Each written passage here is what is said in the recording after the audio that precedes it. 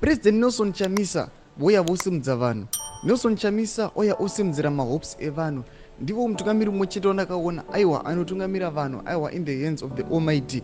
Nelson Chamisa aiwa mavhesi ake haasiyani nawo, anoziva kuti one day aiwa zvichanaka chete. Sandapinda mashoko atogwa na Nelson Chamisa aiwa ndipo paya panokuti bva wasubscriber ubva walaika wotina on the bell icon. Saka va Nelson Chamisa vanoya pahendo pavo vonyora vachiti see life, whoever believes in the Son Jesus Christ has eternal life, but whoever rejects the Son will not see life, for God's wrath remains on them. John 3:26. Blessed Sabbath.